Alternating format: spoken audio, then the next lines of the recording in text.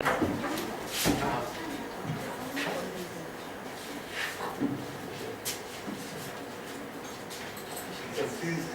please be comfortable. Please be comfortable.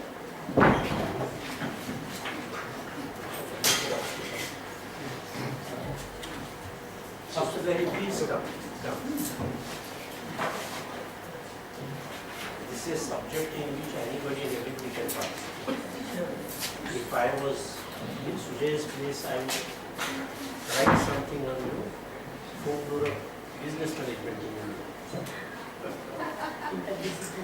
Yes.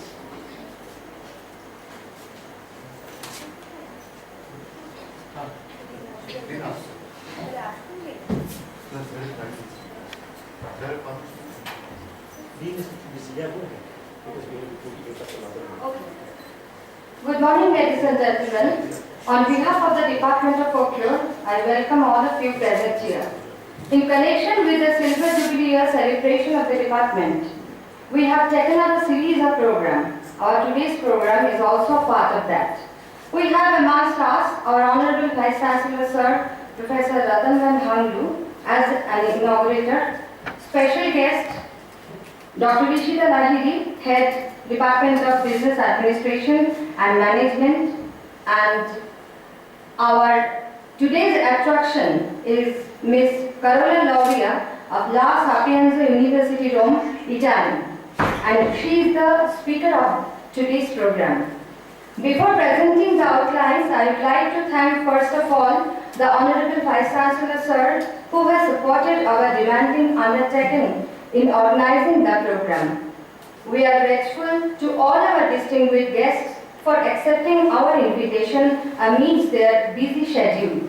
We should extend our thanks to Dr. Rishita Lahiri, Head Department of Business Administration and Management, for providing us this auditorium. Let us enjoy the occasion with the opening song that will introduce the in store to the audience.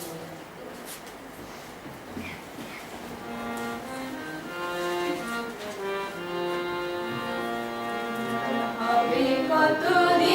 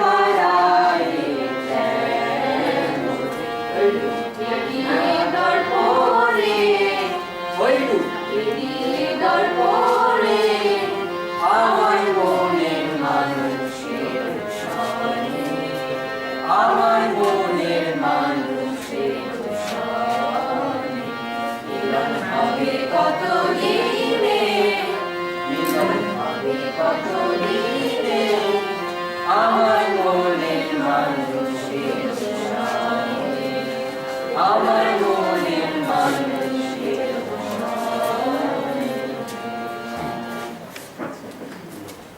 I would like to thank Professor Shubhi Kumar Mukherjee, Dean Faculty of Arts and Commerce, and he is the moderator of today's program. And I would like to thank Professor Manush Kumar Chandal, Dean Faculty of Engineering, Technology and Management, who is the special guest of our program. Our distinguished guests are being greeted now with flower bouquet.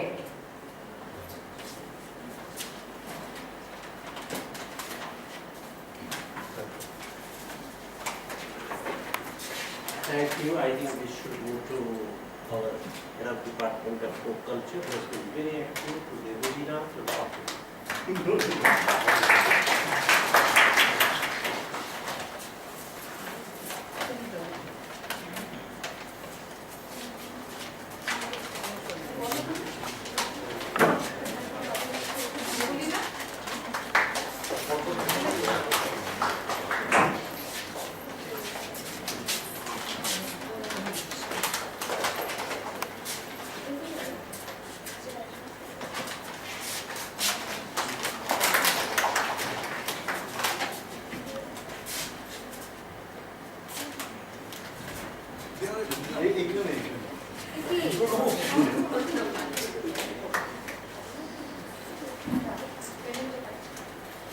A small memento is being given by the head of the department as a token of respect.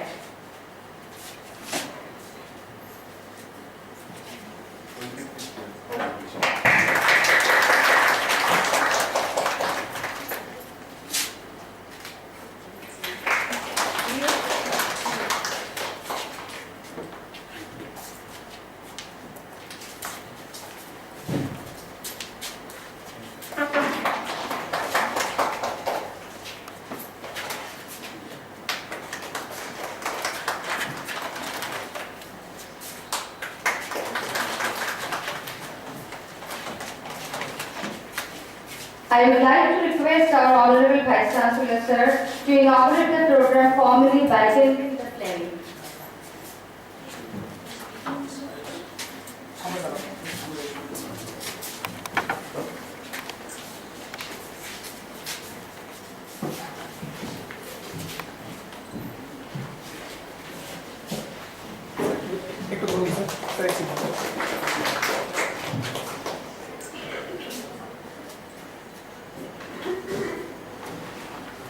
Thank you, sir.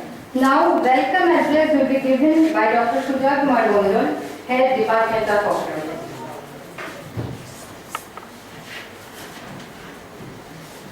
Good morning, everybody. Respected Professor R.A. Handul, Honorable Vice Chancellor of our University, respected Deans, Faculty of Arts and Commerce, Faculty of Engineering and Technology, Head of the Department of Business Administration, our today's speaker, Carola, and distinguished guests, students, research scholars, other faculty members of our university. At the outset, let me begin by expressing warm welcome to all of you to the auspicious occasion of Silver Jubilee Year Lecture Series, organized by the members of the department. I also express my sincere gratitude to Sir Professor Ratulal Nandu, Honorable Vice Chancellor of our university, for making his time available to join us today. He has kindly agreed to come and inaugurate the inaugural session of the program. I am also grateful to Professor Shubhi Mukherjee, our Dean, Professor Manush Kumar Chandal, Dr. Ishita Lahiri, and Carola Erica Loria for his kind help. Carola Erica Loria will deliver a special lecture on lyrics of Baba Pagla and the contemporary repertoire of Baul songs of Bengal. Professor Shubhi Mukherjee will act as moderator of the lecture session. This is a part of Silver Jubilee celebration lecture series of the department. Baul is a subset of folk religion. In 2005, the Baul tradition was included in the list of masterpieces of oral and intangible heritage of humanity by UNESCO. The songs of Bauls and their lifestyles influenced our culture. But nowhere did it leave its imprint more powerful than work of Rabindranath Tagore, who talked of Bauls in number of speeches in Europe in the 1930s. An essay based on these was compiled into his English book, The Religion of Man. Here he said, "The man of my heart to the Baul is like a divine instrument perfectly tuned. He gives expression to infinite truth in the music of life, and the longing for the truth which is in us, which we have not yet realized, breaks out in the following Baul songs. Where shall I meet him? The man of my heart is lost to me, and I seek him, wandering from land to land." Baba is a poet, philosopher, artist, painter, and musician. Baba came to his world for the redemption of mankind, for their everlasting sorrow to the world of Ananda and peace. He has created more than 10,000 songs. Songs of Baba is a part of our busy syllabus. I hope today's discourse will be remembered as landmark in academic inquiry of folklore. I hope today's lecture session can serve as a window through we can look folklore as well as learn from folklore knowledge in terms of our songs. I am thankful to my faculty member, staff for their untiring effort, and also research scholars, students. I wish the event a grand success. Thank you all.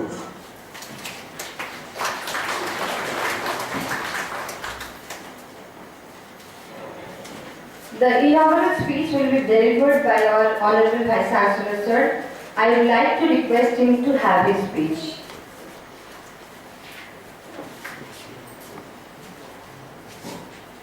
Very good afternoon, everybody. Our Dean Arts and Dean Science, Dr. Sujay at Department of Folklore, our speaker, Ms. Carol, Professor Tapas, Kakuli, Tebulina, and invited guests, their students. We always say glory comes, from daring to begin. And I think Sujay has been doing that. Because from the day I stepped into this university, I think this is the only department which I have visited maybe more than 4 times. For purely academic reasons which need to be appreciated. They've been doing wonderful work, but the department needs to further expand in terms of research, in fact. I was deeply impressed by the kind of work that this department has done. I saw the work that Tapas has done, but that work needs to be translated. Like people like Carol or other people in Europe and other areas know actually the folkloristics that's been done in India. You see, we have, when we look at, I was telling you sometimes back, that if we look at the book Popular Culture, I will proudly claim that I am the founder of initiating the research in popular culture in India. It was more than 20 years before that I saw on one of the European airports a small tiny bookshop, a book written by Peter Berg, Popular Culture. I had not virtually, to tell you very frankly, I must admit that I had not heard what is popular culture.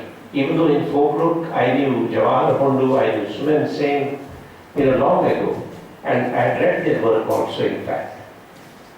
But I had not heard about popular culture. When I purchased that book, I found that it was absolutely fantastic academic work. and India needs to do it. A student of mine, from South, I said, why don't you do popular culture of Andhra? He was amazed as to what is popular culture. I gave this book to him. He read it. He is today dean in Ambedkar University, Lucknow, dean social studies, Victor Babu. If you go to the net, you can find this book is also available there with my foreword, and it was his PhD, popular culture in Andhra. In Bengal, I always emphasize, yesterday also I was telling that it is the cultural capital of the world, not only of India. Because the Bengalis are more cultural. Purity of culture one finds more in Bengal than other regions. Maybe one of the reasons is that because the other regions have neither concentrated on their purity of culture, nor because of the geographical circumstances, the nature of migration, the nature of immigration into those regions, and also could be partly because of the political landscape also. So therefore we have plentiful of work up our sleeves in Bengal if we want to document these things, the popular culture. I would be really damn happy if we have to give a little grant from the university or get it from the institutions. If you systematize the whole work, the entire team of folklore department, taking up different kinds of items of different areas, different tribes, for example. You study one tribe in 1 year and produce 5-6 papers which would come in a book form and that can be projected to the world that look here, this is how we are trying to preserve, document our folk culture, our oral history, our popular culture. There are so many things which are associated with these. It's a very, very vast field, but the department needs to take initiative. I have yesterday actually told this Ankaranda Roy also that you again visit us as a visiting professor in this department for a couple of weeks when our facility in the guest house gets ready. And she has promised that she will do. I asked her to be in touch with Evelina and all others in the department and Sujay, so that we can go for a workshop for 3-4 days. And she is planning to get different artists in that workshop, and we will also pour our both resources, intellectual and otherwise, and see to it that it's a very, very successful exercise. With these words, I once again welcome you and congratulate you and say very, very happy puja to all of you. Thank you. Thank you, sir. We are enriched by your valuable words. Now I request Professor Shumir Kumar Mukherjee to say a few words.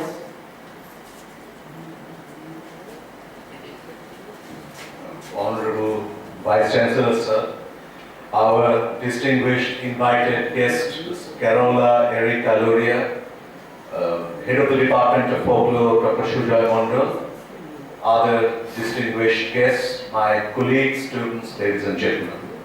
After what our Honorable Vice Chancellor has said, I think very little remains to be said.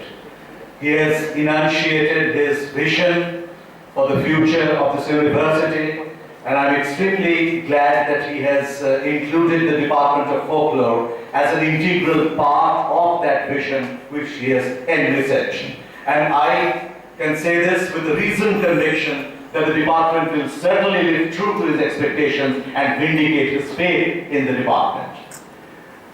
Since I assumed the charge of Dean in August last year, that is 2013, I also have had the opportunity of visiting this department on more than one occasion.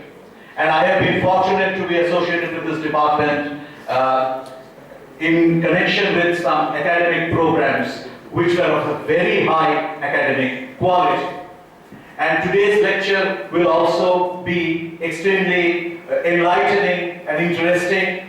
Bhava Pagla is an integral, I would say Bhava Pagla is a seminal figure so far as the history of, if I may use the word, Shadhana in Bengal is concerned. Because he was not merely a lyricist, he was a Shadhak also. I don't know how I should translate this term, Shadhak. I would rather, I think, here I should not translate, I should not go for translation. Because not only Bhava Pagla, but say Ram Prasad, Kamala Kanto, and the other great composers, they were also sadhaks. Sadhana means an endeavor, a spiritual endeavor. Now, I'm not talking about godmen as we have them these days, but they were sadhaks, pure and simple.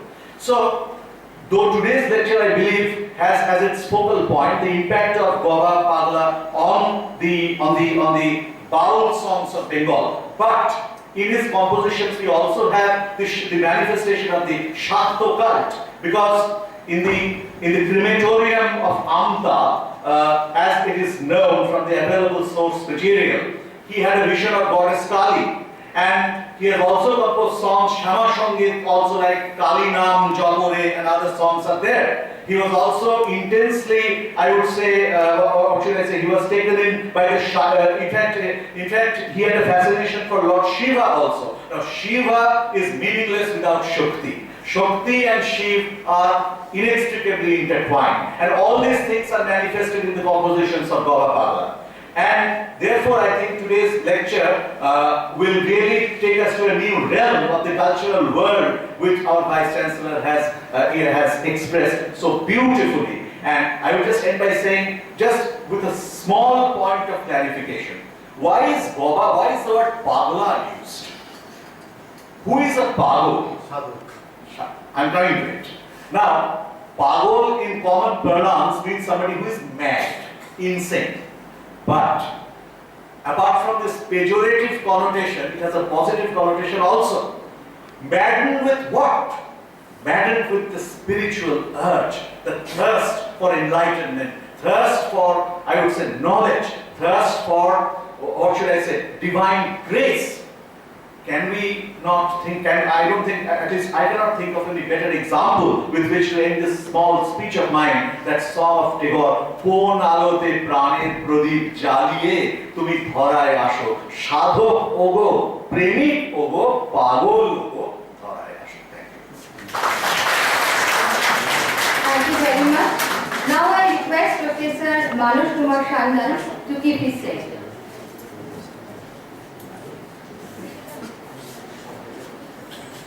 Honorable Vice Chancellor, Professor Ravindra, all the dignitaries in the dais, Dr. Sujoy Mondal, Head of the Department of Folklore, Debrina, Bakuli, and my colleagues, all the participants.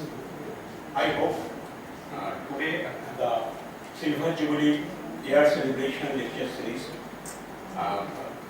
the department will organize this program. The department has fixed this date, a nice date, because Pujo already begins and we are all in the festive mood. I hope the total program a grand success. Thank you all. Thank you, sir. Now I request Dr. Ishita Lively to have a say.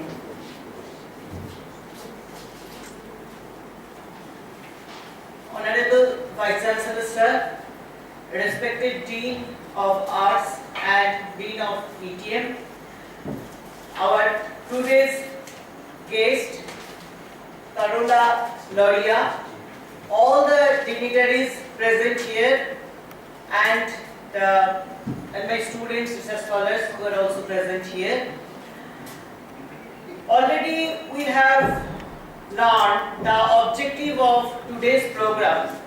I have virtually nothing more to add, but from today's discussion, what I am getting, that this type of program, it will be better if it is not confined only within the Department of Folklore. I feel whatever be our domain of study, we should know, we should be aware of our culture and this type of things, especially when I have learned a few minutes back when Dean of Arts is saying something, it is really amazing, and I think we all must have knowledge regarding that. So it's my request, if in future Department of Folklore think it in that way, to attach all of us to get the essence of this type of program. So I wish this program is be a successful one. Thank you. Thank you, ma'am. We are at the end of our inaugural session. The next part of the program will be conducted by our Honorable Dean Sir, Professor Shumit Kumar Mukherjee.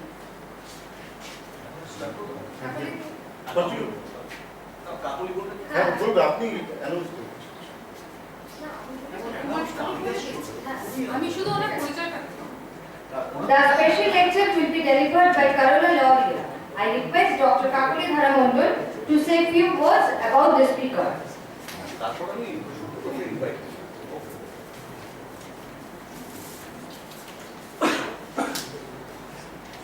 Carola Erika Lauria, our distinguished guest, is a young, energetic folklorist coming from Rome, Italy. She is a doctoral research fellow of La Latienza Università Roma, Rome, Italy. It is one of the oldest universities of Europe. She is a graduate and postgraduate in Italian Institute of Oriental Studies, La Latienza University.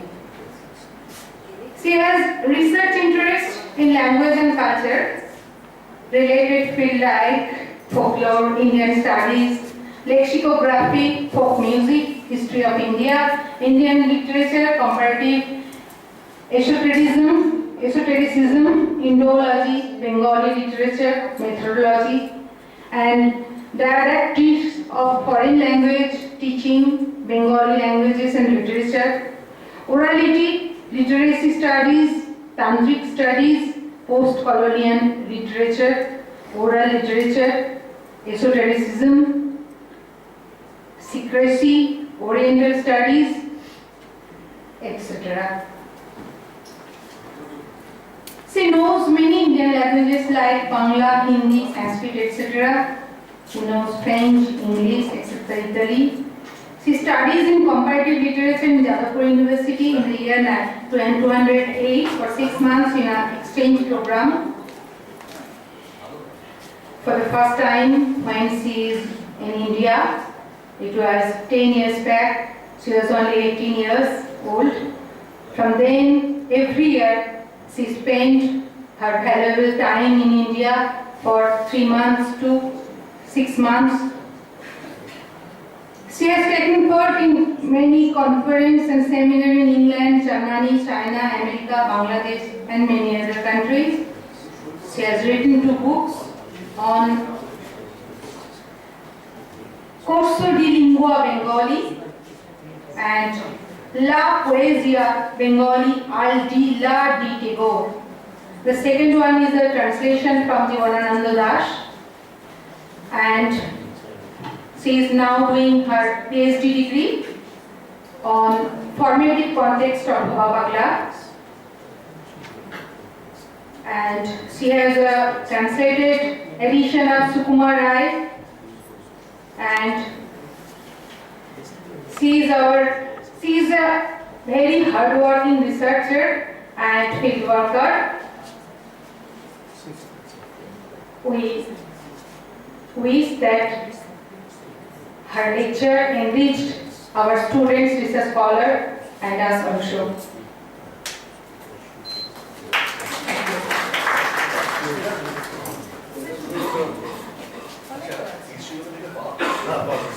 Then I should sit there after you.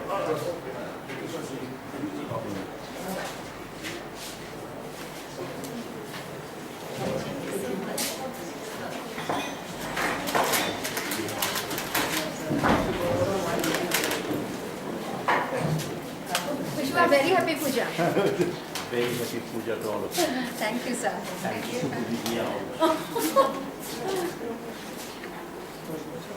Sir, how did you enjoy yesterday?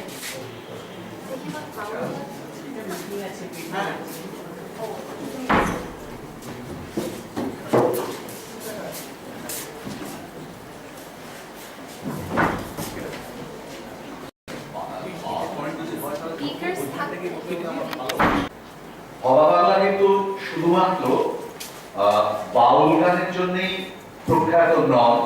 একদিকে যেমন আমার মনের মানুষ কই এরকম গানও রচনা করেছেন, তেমনি আবার কালী নাম জপ বা কোথা তুমি ভবের কাণ্ডারি এরকম গানও আমরা তার মধ্যে পাই। যেটা তখন বলছিলাম যে তিনি তো শুধুমাত্র সঙ্গীত রচয়িতা নন, তিনি সাধকও বলেন, এবং তার সাধনার যে স্বরূপ এটা পুরোপুরিভাবে বোঝা খুব শক্ত, কারণ তার মধ্যে আমরা কিন্তু শাক্তভাবও যথেষ্টই দেখি। এই শ্যামা সঙ্গীত যেভাবে তিনি রচনা করেছেন তার মধ্যেই সেটা পরিস্ফুট হয়ে উঠেছে। আর তিনি শিবের ভক্ত ছিলেন, এটা আমরা জানি, এটা গেল একটা। আর তার প্রচারিত বাণীর মধ্যে যেগুলো মনের মধ্যে একদম মানে স্থায়ীভাবে গেঁথে যায়, তার মধ্যে একটা কথা হচ্ছে তিনি বলতেন যেটা যে কর্তব্য পালনের মধ্যে সব থেকে বড় সৌন্দর্য নিহিত আছে, বিউটি ইজ বিউটি। এটা একটা অসাধারণ কথা। তাছাড়া তিনি যেটা বলছেন যে অহং থেকে মুক্ত হতে হবে, you must emancipate yourself from the entanglements of ego. অহংয়ের এই যে সর্বগ্রাসী যে নাগপাশ, এই নাগপাশ থেকে মুক্ত হতে হবে। এবং আমরা জানি তার বেশ কিছু দর্শনও হয়েছিল।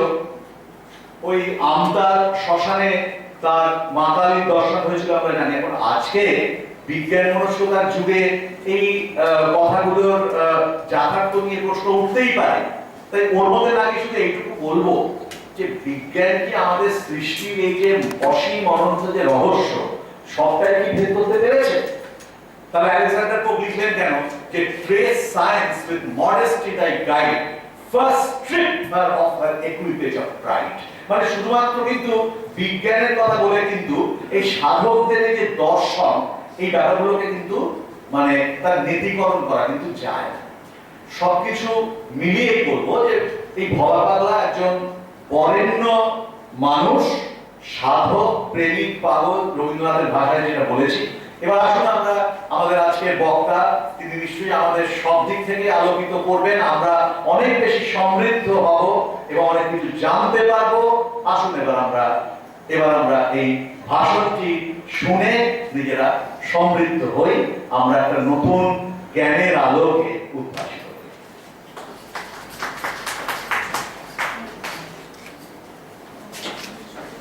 Is this working properly? Can everybody hear me? Yeah? Okay, so thank you so much for this overwhelming hospitality. Thanks for this grand introduction. I'm very, very happy to be here because I don't have many chances to share my work with Bengali students.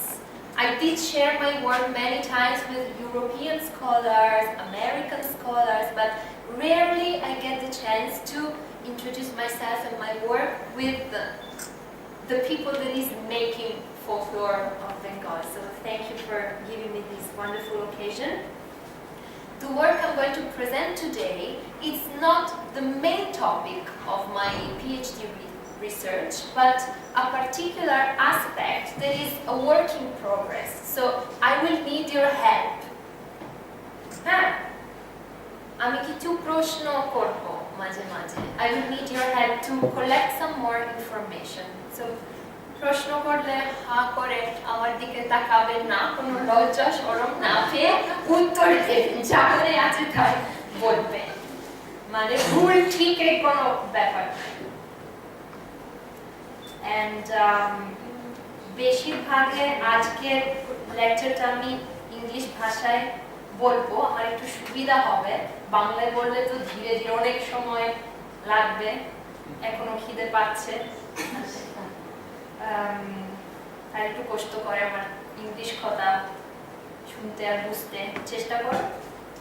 If you don't understand any complicated word, you can ask anytime. Like deeper and longer questions, maybe at the end we can take a question and answer session, but if you have like some term that you don't understand, you can just interrupt me anytime. And if you are shy, but you still have something to say and some comments, this is my email address. So don't hesitate. তোমাদের যদি কোনো comment, কোনো প্রশ্ন কিংবা কোনো feedback আছে তাহলে মেলে যোগাযোগ করুন। So broadly, my topic is Baul folklore, Giti, and oral tradition. Thanks to Shujoyna for introducing the topic of vowels and fatigues, you were rightly saying that they started being popularized with the pioneering work of Rabindranath Tagore.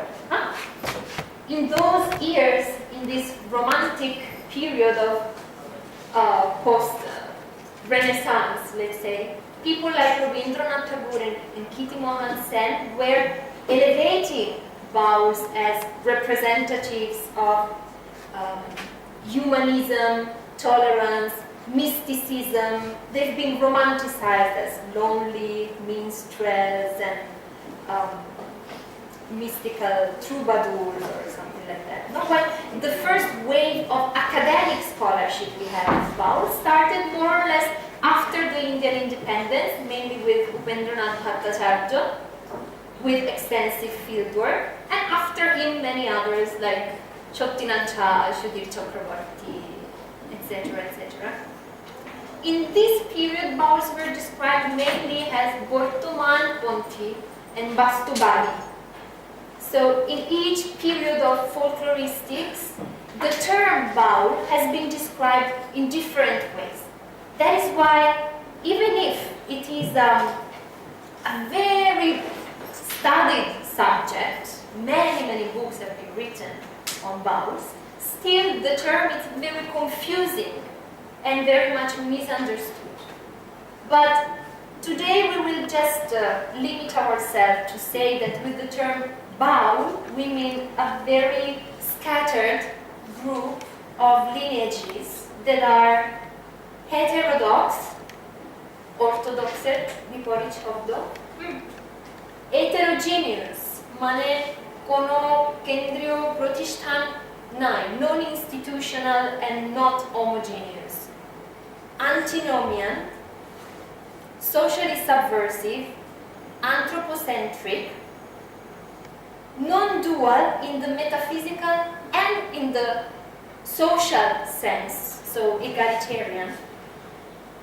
What are they sharing? What are all these বিভিন্ন lineages, gotro, goshti, parampara? What are they sharing is an encyclopedia of beliefs, techniques, practices, transmitted through songs. What we're going to talk about today has to do with the intracultural and intercultural aspect of the vowel tradition. What do I mean? Intracultural is the capacity of a folk tradition to move, to be diffused, adopted, integrated in different layers of the same culture, going out of context. So suppose vowel culture's original context is rural and low class. In its intracultural aspect, we see how the vowel tradition is adopted or negotiated or manipulated by other social levels, other jatis, other classes, other religions in the same society. So for example, we were talking with Kapulidi before about these Bangla bands nowadays of middle class urban musicians who are adopting vowel tunes, vowel lyrics for their performances. No? If you go to Kolkata, Rabindra Shodon, you see many of these concerts of fusion bands that are urban-based, urban musicians, but integrating vowel musicians or vowel songs. The other aspect is intercultural, which is the capacity of folklore to move across cultures, across borders, across nations. So I put, for example, the picture of Purnodas Baul in Hollywood, visiting Los Angeles. Purnodas Baul is one of the first Bauls who was invited in the West to perform for his programs and concerts. And Baul philosophy and music had a huge impact since then in the West. So this guy here, Lee Lozovic, he is called Lee Kepa Baul, and he founded new religion in America that is called Western Vowels. কিন্তু আমাদের আজকে অত দূর যেতে হবে না, একটুখানি দূর, শুধু আমাদের ওই বেঙ্গলের সীমার পর্যন্ত, because we are going to talk about intercultural aspects across South Asian borders, in between East Bengal and West Bengal. So, can I ask some of the students to tell me what happened in this country in 1947?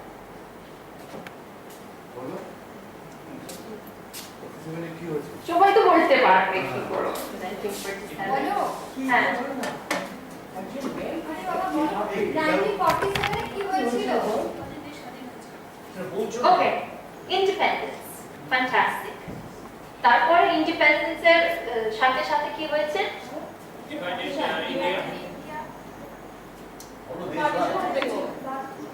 Partition of Bengal. Great. So what happened to people? What happened to population with the partition of Bengal? It decreased. Actually, they divided into other countries. Okay. And what about পশ্চিমবঙ্গের লোকসংখ্যা? কি হয়েছে তখন? Obviously, they decreased. Okay, so there was a huge flow of population, no? Of expatriated পূর্ববঙ্গ থেকে পশ্চিমবঙ্গে, no? Because of communal violence, etc., etc.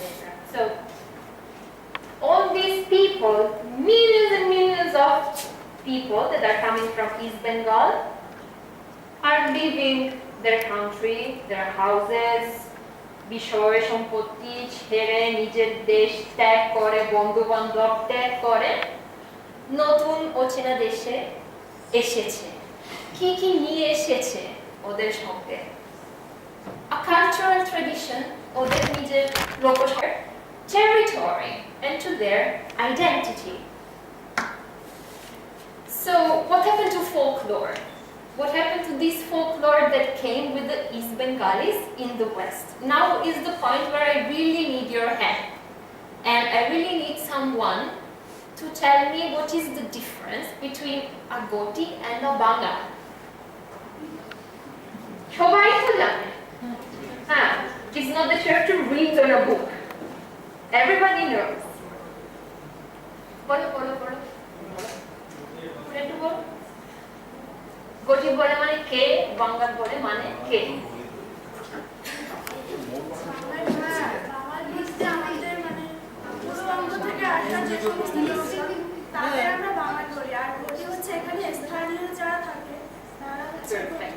ওকে, আর এই দুটোর মধ্যে তোমার মনে হয় কোনো কালচারাল পার্থক্য আছে? যেমন ওদের বিবাহ রীতি আমাদের বিবাহ রীতি দুটোই আলাদা। বিবাহ রীতি আলাদা, তাছাড়া any other cultural difference? Food, okay, rituals, language, okay. What about religious affiliation? It's a tricky question. Do you think there is any, ওরা তো হিন্দু, তাই না, যারা পূর্ববঙ্গে এসেছে? Maximum Hindu because of communal violence, they came to West Bengal. Do you think they have any particular guru, sampradaya, parampara that they follow most, that they're mostly devotees? Mainly ওরা তো সেরকম গুরুর, আমি যেটুকু দেখেছি যে এখানে যারা মানে দীক্ষা দিচ্ছে তাদের কাছেই ওরা দীক্ষিত হচ্ছে, নতুন করে ওদেরটা সেভাবে আনছে না। কারণ এখানে যারা দেখছে মানে ওদের আমাদের কালচারটা ওরা নিতে চাইছে বলছে না, আগ্রহী বেশি ওদের মধ্যে। Anybody is thinking anything different? ডিফারেন্টটা হচ্ছে যে যেটা বাংলাদেশ থেকে যারা আসছে, বাংলাদেশে কিন্তু সাধুবাদটা যেটা ইসলাম ধর্ম থেকে এসেছে, সুফিবাদ, তার প্রভাবটা কিন্তু সেই জায়গার হিন্দু ধর্মাবলম্বীদের মধ্যেও আছে। এবং তাদের কালচারটা, তাদের চিন্তা চেতনাটা কিন্তু সেই দ্বারা প্রভাবিত। আর অপরপক্ষে কারণ হচ্ছে ওই অঞ্চলটা নদী বিধৌত অঞ্চল, ঠিক আছে, আর পক্ষান্তরে এইদিকে যেহেতু নদী নালা কম, যার কারণে আর এদিকে সুফিবাদের প্রভাবটাও কম, যার কারণে এইদিকে যতটা হিন্দুইজম খুব ডিপলি ভাবে মানুষজন অ্যাকোয়ার করে, ততটা কিন্তু পশ্চিম কি বলে পূর্ববঙ্গে বাংলাদেশের মানুষজন এতটা অ্যাকোয়ার করে। This is historically very good reason. Okay, so if you have any other idea on this topic, you can write to me, and that's gonna be very interesting. Now today our question is what happened to the Baul and Fakir tradition with partition? And the answer mainly is we don't know. This question is still unanswered. So while there has been a lot of historical and sociological research about the refugees, about the Udbastu coming from East Bengal, there's almost no research about their folklore. And in the studies on Baul Fakirs, what happened after these artificial boundaries and new political frontiers have been established, we still don't know. So with the paper of today, I am trying to explain why we don't have any research and we don't have any information about what happened to the Baul Fakir tradition after partition, after this flow of people from East Bengal to West Bengal. So what really strikes me about all the tons of books that have been written about Bauls and Fakirs is that there is a tendency to investigate the tradition itself. The songs, Baul Totto, Baul Sadhana, Sadhana Paddhati, Vishas, etc. And there's very, very little research on the individuals that make the Baul Fakir tradition. The composers, the performers, there's very, very few studies done.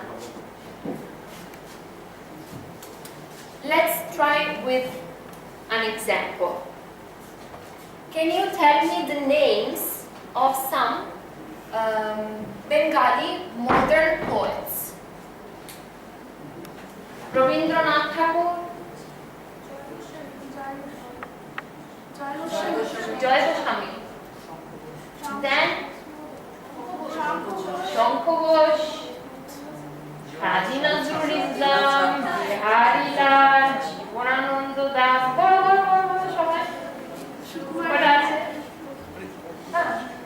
many names come in your mind, no? If I ask. Now try to tell me more than 5 names of Baul composers.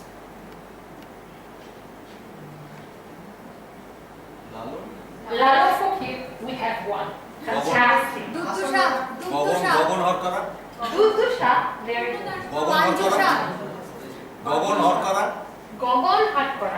Panju Shah. Hashan Raja. Hashan Raja, yeah. Okay, so, but we are in the folklore department. If I go outside of folklore department and I ask for names of Baul composers, apart from Ladan Fakir, everybody will be staring at me like this. Okay? Because the individual genius of an individual composer, its creativity, it's very easily recognized in the high culture. And when we go among vernacular artists, it's very difficult to accept individuals as composers and creative personalities. Why? Why is that? I think this has to do a lot with the history of folkloristics. As you know, folkloristics is a discipline that more or less was born in Europe during the Romantic period, especially in Germany, and at the beginning it was thought that the lore of the folk is composed by the folk, an abstract collective entity, a collective composition. There's no individual in folklore, it's the community that makes the folk. So as an example, I put the quote of a very early German theoretician of folklore that you may have heard about, Hans Naumann. He says, folklore is an item of primitive common good. So whereas high culture is differentiated and has individualism, primitive culture, from which folklore is supposed to derive, is non-individual. it's like ants, it's like animals. Okay, so he's also dehumanizing the folk. Of course, this is a prejudice of an upper class that has been long time ago abandoned and undermined in the studies of folklore. But still, this perspective on the folk had a lot of appeal in Indian folkloristics. If you look at what Rabindranath Tagore says in Chelebulano Chora, he says that folklore is the property of the community. It doesn't have any author. It is the product of the collective mind. And it's okay, because it's Rabindranath Tagore. Folkloristics didn't even exist as a discipline in India. Fine. But almost 1 century after Tagore, we read the work of Mazharul Islam, which is a very important name in the story of Bengali folklore. And he says that folklore is the result of experience of not an individual, not a person, but a community, the society at large. The thought of the community gets preference in folklore. So this perspective on the centrality of the tradition and the marginalization of the individual is perfectly reflected in the studies on bauls and fakirs. If you look at all the most important collections of baul songs, like Mansuruddiner Hiramani, Upendranath Bhattacharya Baul Baul Gan, Sudhir Chakraborty Baul Dehototteর গান, আব্দুল ওয়াহাব বাংলার বাউল সুফি সাধনা ও সঙ্গীত, আশুতোষ ভট্টাচার্য বঙ্গীয় লোকসঙ্গীত Ratnakara, you will see that there are plenty of songs and no information about the composer, mostly. Who is the Podokorta? Maybe we have one name, but no jiboni, no information at all. Even in Baul Baul Gan, there are thousands of songs and maybe 30 lines in all the massive book about the personal profile of the individual composers and performers. Now look also at the selection of songs. If you look at Baul Fakir Ganer collections, Shongroho, you see that the editors, they mostly select songs about sadhana, mystical songs, songs about the practice, Dehototto, sadhana songit, and they omit the songs that tell us something about the personal life of the composer. Yeah? That is why Jean Openshaw, which is a British anthropologist who has been working with bauls and fakirs for like 40 years, she said the contribution of individual baul composers and their life histories has usually been considered irrelevant. Why all of us know Lalon Fakir or Gogon Goshai? Because Rabindranath Tagore was interested in promoting the songs of Lalon Fakir. So it's through the lens of an intellectual middle-class representation of the folk poets that we get to know our folk poets.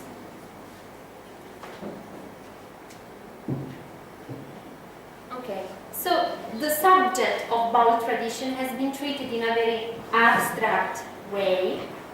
But there are some exceptions. One exception is Jean Openshaw. She has been working on one particular Guru Ebong Podokorta, Raj Krishna of Nodia, Bagri area, and his lineage. So she made a very particular case study.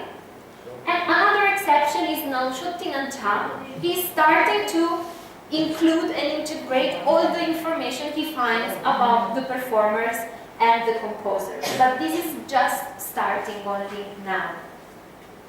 This is, of course, a very opposite tendency of our contemporary debate in folkloristics, because in contemporary methodology, it is taken for granted that individual agency is the primary source of folklore. As folklorists, when we do our field work, we go to individuals, we go to individual persons to ask for information. We know it is a priority. So we consider tradition as something that is enacted through an individual personal will. Following a tradition doesn't mean just blindly following something that has already been written for centuries, but it means choosing from a traditional repertoire what an individual folk composer wants to pick and elaborate to represent his own identity. So it is exactly in between this overlapping space of identity, tradition, and individual that my paper is inserted. Now I will try to add the attributes in a particular way of these three broad concepts so we can go into our case study of today. The Baul tradition, Bhava Pagla as the individual, and the identity of a Bengal, of a refugee, expatriated and resettled Bengali that left East Bengal to settle down in West Bengal. Let's start with the individual. We already heard a lot of opinions about Bhava Pagla, and I'm also sure you heard about Bhava Pagla already, so I won't describe him and his life so much. But I look at Bhava Pagla from a performance-centered approach. So I can say that wherever there is a Baul, wherever there is a fakir, we can hear the name of Bhava Pagla because he is in the center of their performances. Bhava Paglar naam, Bhava Paglar bholita, যেখানেই কোনো বাউল মেলা উৎসব সম্মেলন সেখানে Bhava Paglar নাম থাকে. Somebody considers him an অবধূত, somebody considers him a মহাজন, এবং as Shumita was saying, somebody just considers him also a Shakto practitioner, a Matri Upashok. Maybe that is why nowhere in the literature of Bauls and Fakirs the Bhava Pagla name is to be found. Nowhere. Look at the works of Sudhir Chakravarti, look at the works of Shottinath Jha, look at Abdul Wahab, whatever you want. There's no trace of Bhava Pagla. It's a mystery. Probably because he used to offer puja to Kalima, or নিজে বিভিন্ন কালী মন্দিরে স্থাপন করেছেন. So maybe exteriorly his shishya say from his bahirongo he was a Kali devotee and practitioner.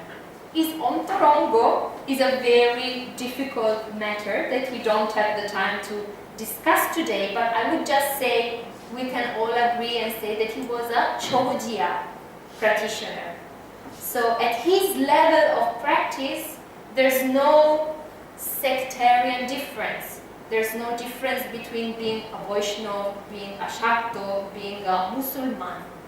Because he's a practitioner of the Shohaj path. But this is not our topic today, so whatever.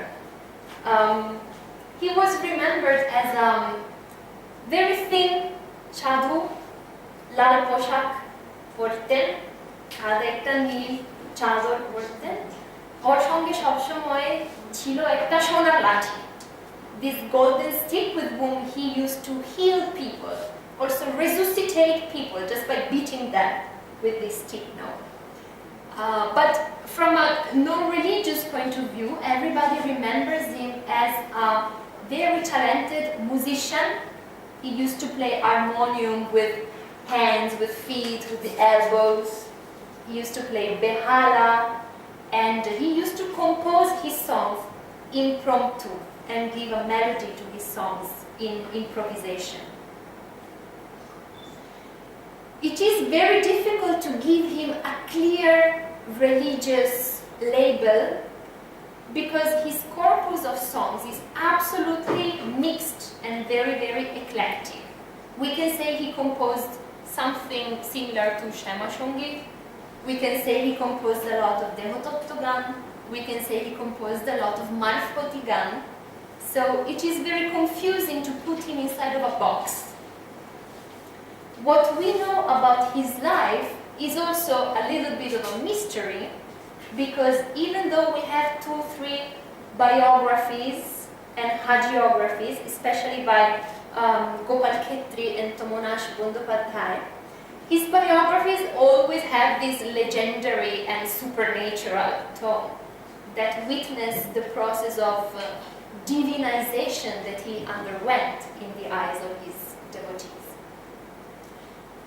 But we know he was born in Amta, in the district of Dhaka in Bangladesh around 1903.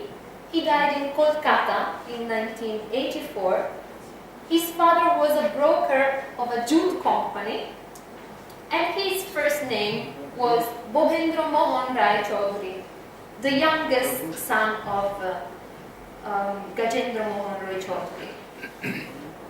From the very childhood, he used to compose devotional songs and roam around in the Shoshan. And there are many, many legends about his childhood. When he was only a teenager, he founded his first Kali temple that he called Anandamoy Mandir in Amta, in his hometown. By the time the independence of India and the partition happened, he already was a very well-known guru and poet and singer. During the riots between Hindu and Muslim in Bangladesh, he always went in this conflictual situation to try to give peace. He had a lot of Muslim disciples and devotees, and he didn't believe in any jati, dharma, bhedabhed. For example, in one of his songs, he says, "Ore manush dekhbi jodi bhagavan, chhere de tor bhinno bhed, dekhna shastro dekhna bhed, Bible Quran nai re probhed, shono re Hindu, shono re Musulman, bhinno nai re Allah hori, shono re ফকির ব্রহ্মচারী, কিবা মসজিদ কিবা মন্দির, শাস্তি ওটা যেমন বন্দির." So how absolutely anti-communalism such a statement could be. Anyhow, when the violence and the riots became unbearable, he was convinced by his disciples to migrate in West Bengal. Most of his Shisho and Bhakto, most of them already went in West Bengal. Finally, he sent his wife and his children to Kolkata, and after 1 month, he left. Temporarily, he was staying in Kolkata, and then he was looking for a land to establish his ashram. And he found this place in Kalna, in Ambika Kalna, where a tal gach and a bot gach are hugging together. And he was so captured by the beauty of these two trees that he decided to stay there to establish his temple. So about this episode of his life, we have a song. It was then 1951 when his disciples convinced him to leave Amta and go to Kalna.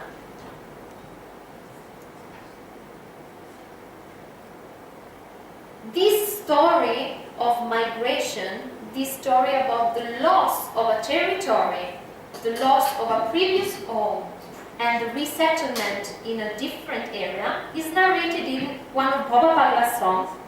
I don't know if you can all see, but basically he says, "Nachiya nachiya shema elen kalna, ami bhaba kiba budhi sheba puja tar, rokto joba pode dei patiya samsar." So in some of these songs we have some of his personal experience of a man in history, and this is one of such songs. So Kalima is being shifted together with a part of humanity from Amta to Kalna. Now, apart from this composition, I was able to find many songs in which Baba Pagla is narrating his personal experience as an expatriate or his attachment to his motherland being Purbobongo. But most of these songs, we cannot find them in the printed collections of Baba Pagla songs because 99% of the songs that have been printed are songs about bhakti, sadhana, devotatto, marfat, etc. While the songs about Baba Pagla as a man in history, a man in his historical context, they have been systematically omitted. So in order to find such songs, I had to go through his kata. I had to go through his handwritten manuscripts. Some of them are preserved in Kalna, in the main temple. One such song is, for example, this Bhava Bharatbashi, Deshobashi Mor Pran. Bharater Jonam Loya Hoichi Tai Bhagyavan.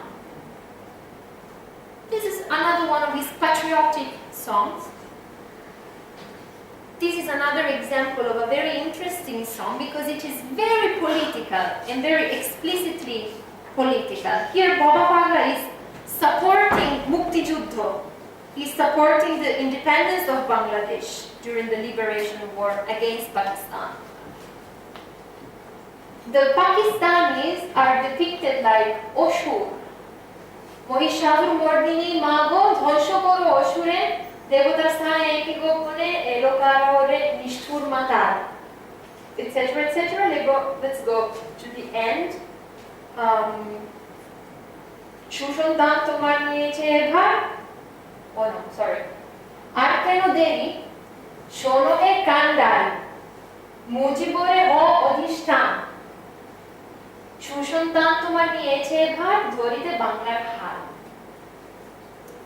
So here he's talking about the goddess as a mother and motherland goddess, something quite typical from the times of Bankim Chandra.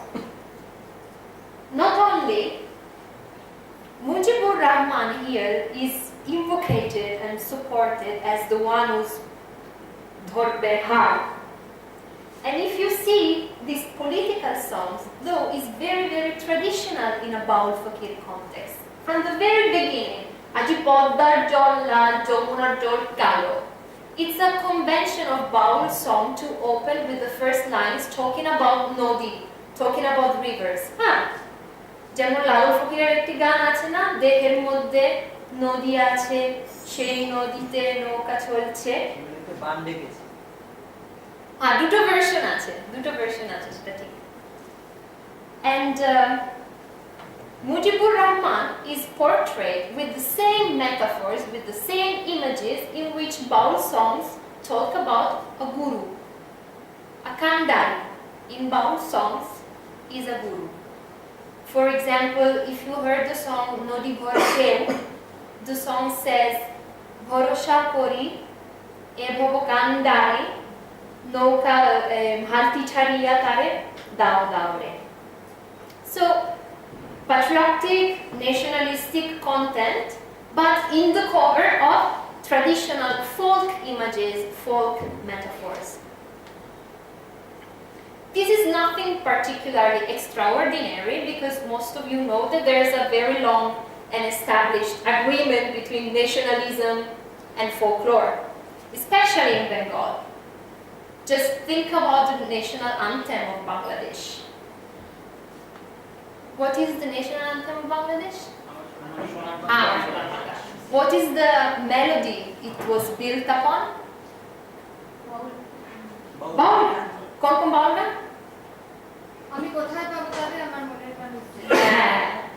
So, nothing so particular about this, but the interesting point here is to see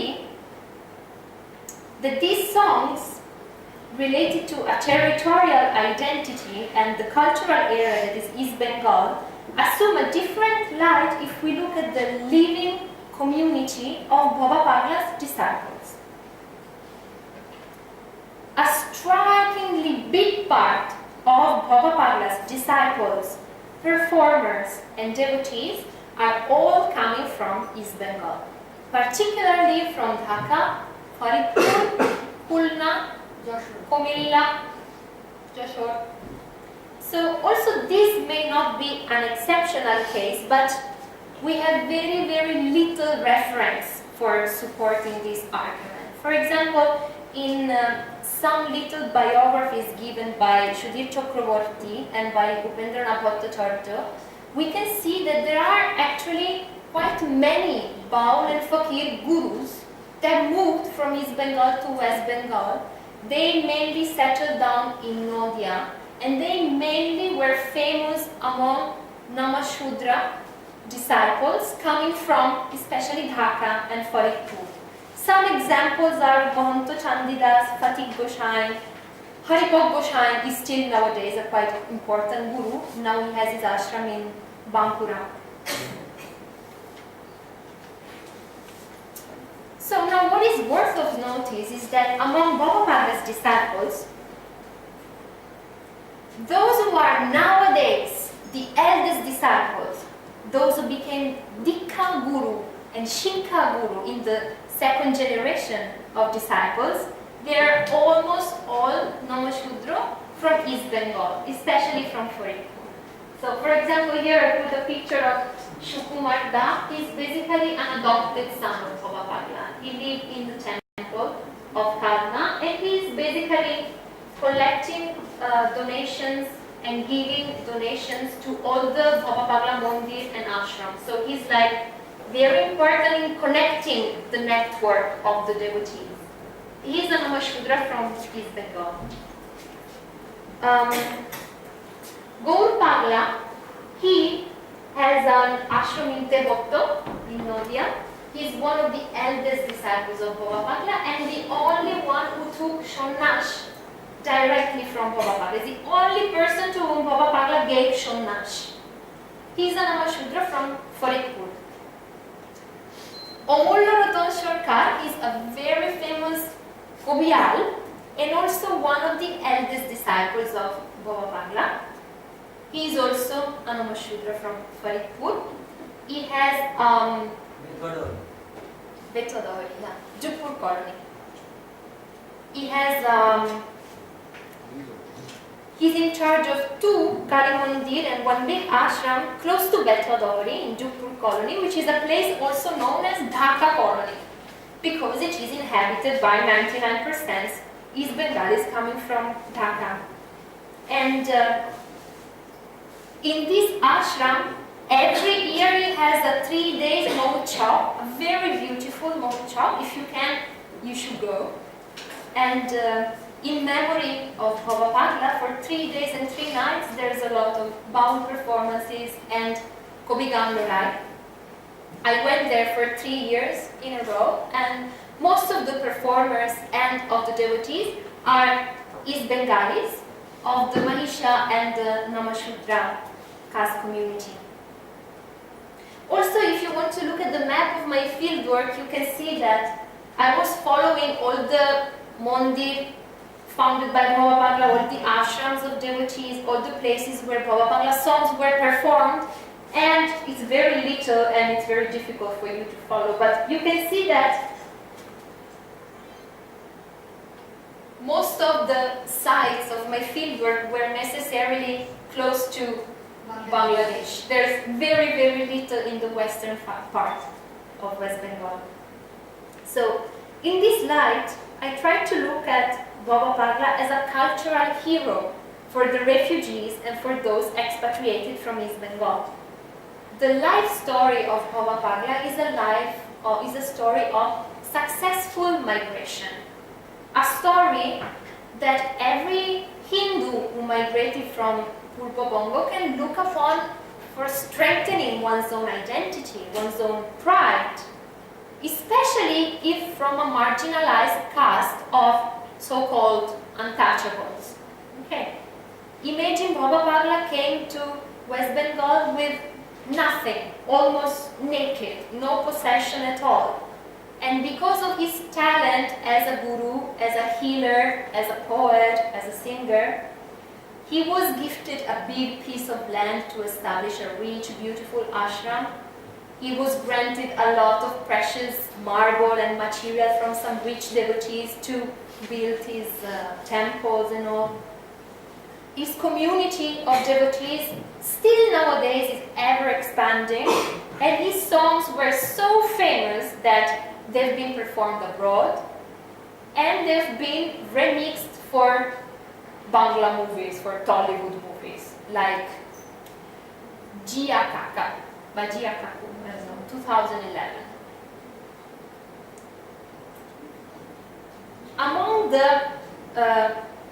Among the Kobial performers that gather every year in Jupur colony, yeah, this is a picture with all the Kobials of West Bengal, and they all go to their guru, Omuloroton, every year to perform together. One of them, Adin Shorkar, was showing me his kata with his own compositions, and I found this very interesting song that maybe we can hear a little bit.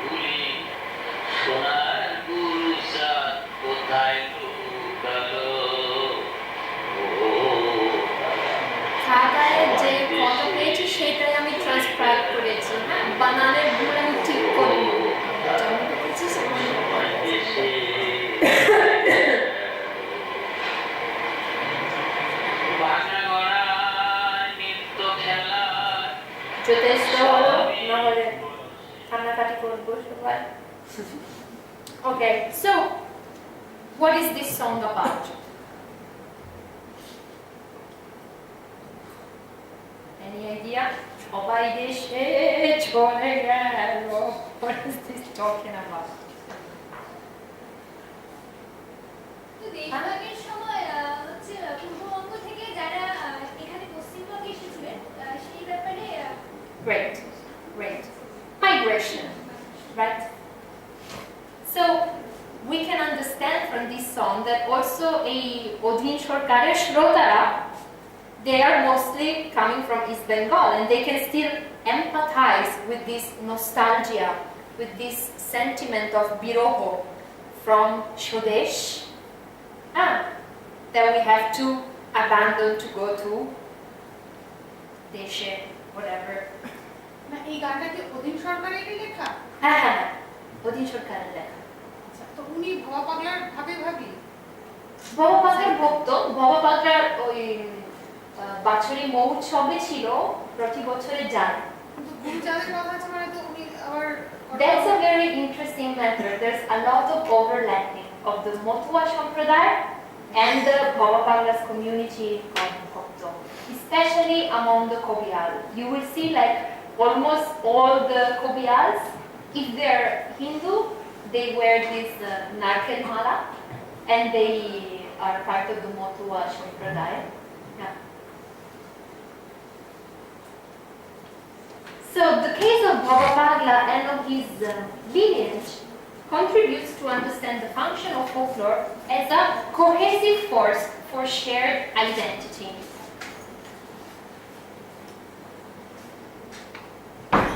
There is still very, very little reference available about the folklore of East Bengalis coming to Paschim Bongo. And I'm also afraid that now, after the third generation Bangals, fourth generation Bangals, most of the local Sanskriti got mixed and merged with the West Bengali culture, and it may be now very difficult to separate and to understand what was originally coming from East Bengal. But as you were telling me before, the stereotype is there still nowadays. Very clearly, locally, it is perceived that there is a cultural difference between East and West Bengalis. And I think this can be a very interesting topic for future analysis that has not been explored at all. So if you're looking for a topic for your MA or BA or thesis or whatever, that would be very interesting if you can do something about this.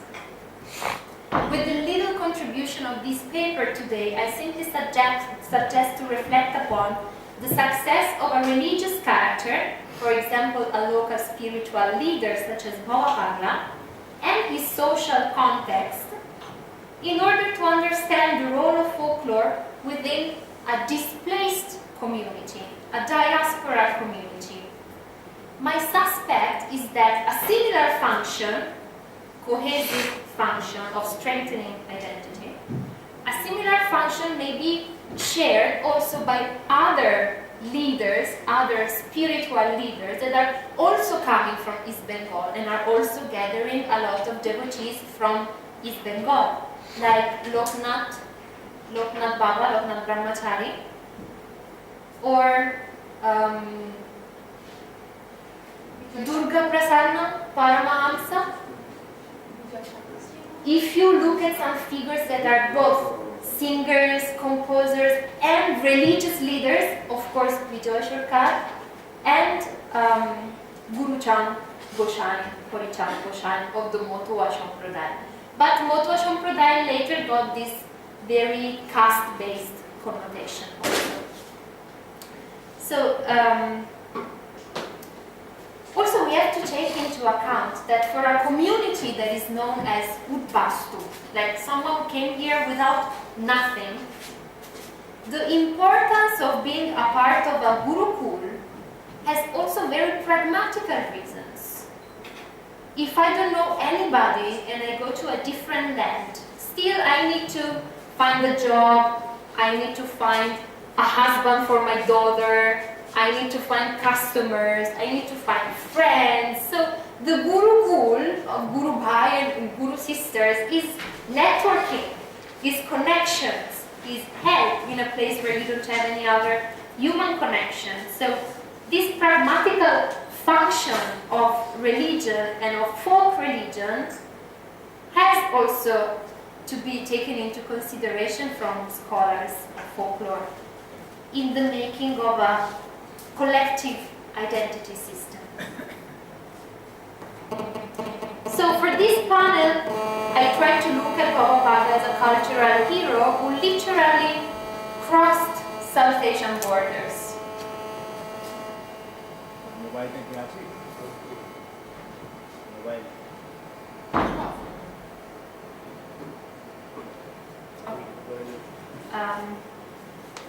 So another aspect I want to underline for the students is that nowadays we cannot confine ourselves to study local traditions, because in the globalized world these local traditions are always pulled out of context across borders.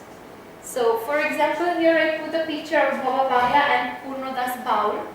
After the first time Purnodas Baul, known as the Baul Emperor, went to America to perform, then when he came back, he went to Kalna to meet Baba Pagla and say, আপনার এই গানটা শুনিয়েছি আমেরিকাতে গিয়ে, ওই গানটা শুনিয়েছি. So already he was going global.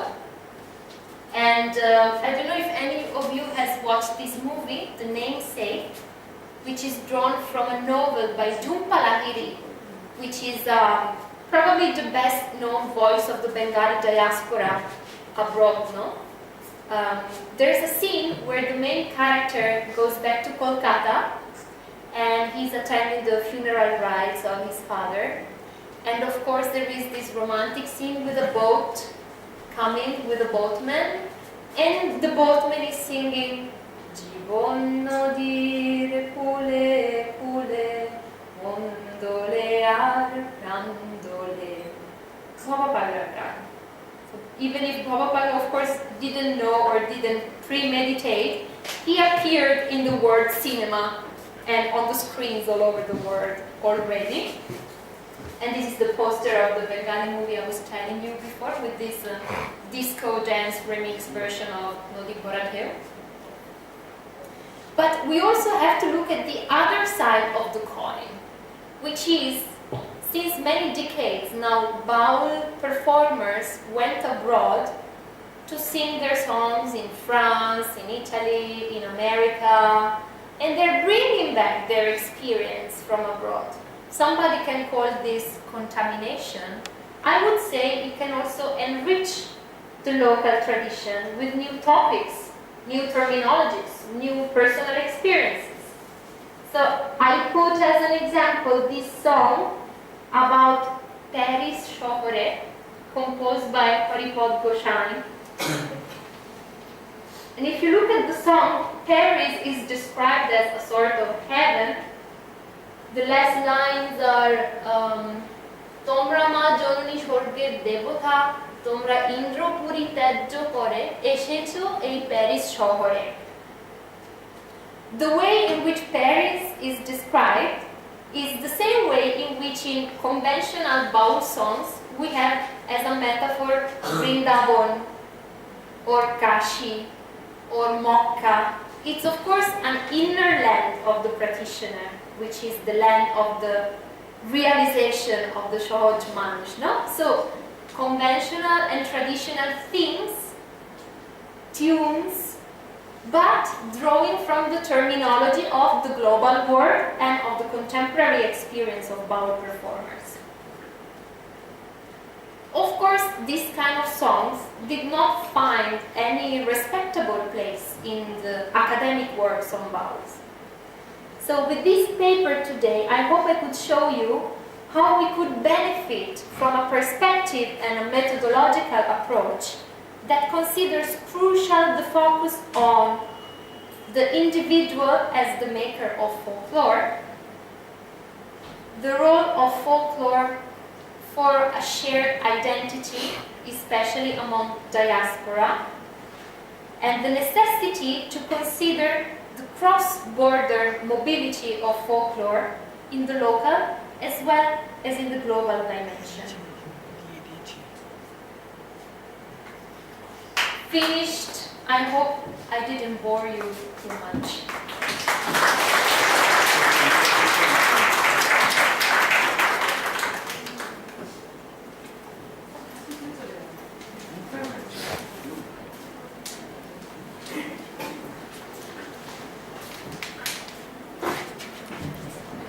অসামান্য বক্তৃতা, মানে আমরা তো কি এই বক্তৃতা করে কেউ যদি বোর হয় তাহলে আর কিছু বলবার নেই।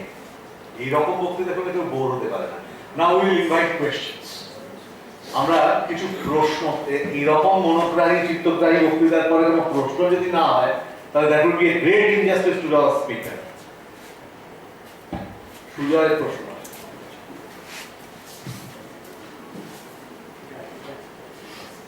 ভোলা পাগলার যে গান, তার যে স্ট্রাকচার, গঠন এবং তার যে লিরিক্স এবং সেই জায়গায় লালনের গানের এদের মতো কোনো মানে যদি আমরা কম্পেয়ার করি তাহলে কোন দিকগুলো আমরা দেখবো যে এদের মধ্যে কমন ফিচার্স আছে আর কোনগুলো আলাদা বিষয় আছে, মানে মিউজিকোলজির দিক থেকে আমি বলছি।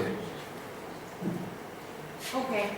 It's a very easy question because if you look at the handwritten kata of Bhava Pagla with his original compositions, in many songs, before the lyrics, he says which is the sur.